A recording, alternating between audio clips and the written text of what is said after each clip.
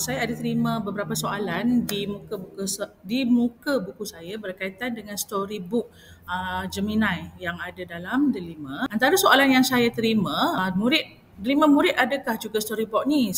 Storybook sebab ajar murid tak ada menu ni. Okey, yang kedua, tak ada butang download. Sekiranya kita dah buat buku ni, akaun Delima dia tak boleh share link tapi dia boleh download. Okey, saya akan tunjukkan. Baiklah, pergi dekat AI tool ni. Okay, pergi dekat Gemini ni. Tak ada kan? Jadi kat mana nak share storybook? Ada dekat Explore Gems. Ada dekat sini storybook. Jadi klik pada storybook ni. Dah ada kat sini kan? Okay. Macam mana nak buat storybook ni? Typekan saja. Contohnya, hasilkan.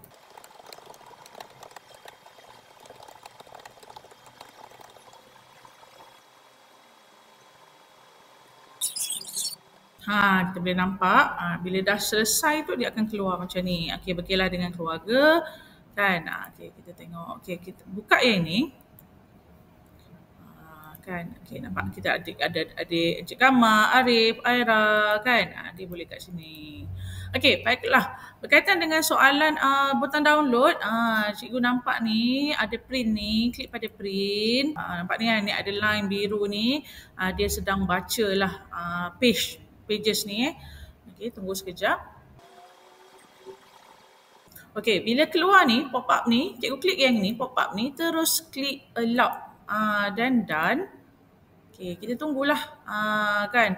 Kalau rasa macam tak ada apa-apa respon, klik balik yang ni, print ni, sampai dia keluar preparing your book tu. Okey, tunggulah lagi sekali kat sini kan. Okay, jadi dia akan pop up macam ni kan. Okay, dekat sini kita bukan nak print dia tau, kita nak download. Klik pada save as PDF. Supaya tunggu dia loading preview, terus saja save. Okay, so dia akan keluar macam ni. Tengoklah cikgu boleh letaklah mana-mana folder. Okay, macam ni berkelah kan, berkelah. Okay, saya akan save. Okay, untuk simpanan ataupun untuk semakkan saya supaya murid tu boleh hantar hasil kerja ni, sebab kita tak boleh nak bagi link kan. Okay, pergi dekat Delima, kita minta murid ini simpan dalam Canva. Dekat sini kan, pergi kat Canva ni, kita masuk Canva melalui Delima, dia akan terus ke akaun sekolah kan. Dekat sinilah terpulanglah kalau nak bagi personal. Kalau nak akaun sekolah. Maksudnya kalau akaun sekolah ni dia dah ada Canva Education. Jadi saya biarkan saja dekat sini. Okay, kita nak masukkan Canva tadi tu, klik pada create. Cikgu ambil upload. Okay, pergi upload file.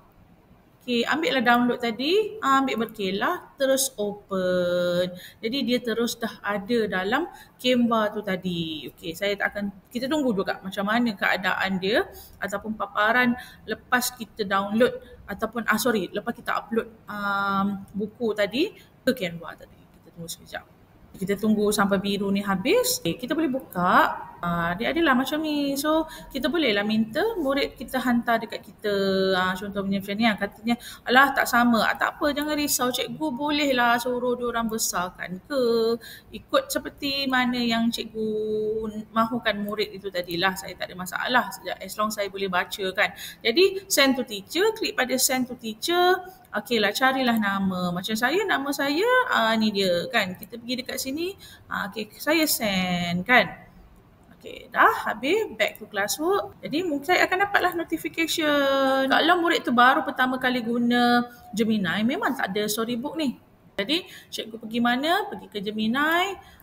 Okay, carilah dekat Explore Gem ni. Explore Gem ni ada macam-macam lah ada dalam ni. Cikgu boleh tengoklah apa yang sesuai yang cikgu nak gunakan. So, itu dia saja daripada saya, Cikgu Linzat. Cikgu boleh ajak rakan-rakan ataupun murid-murid cikgu sendiri untuk menggunakan AI tool yang ada dalam Delima. Dapat sesuatu?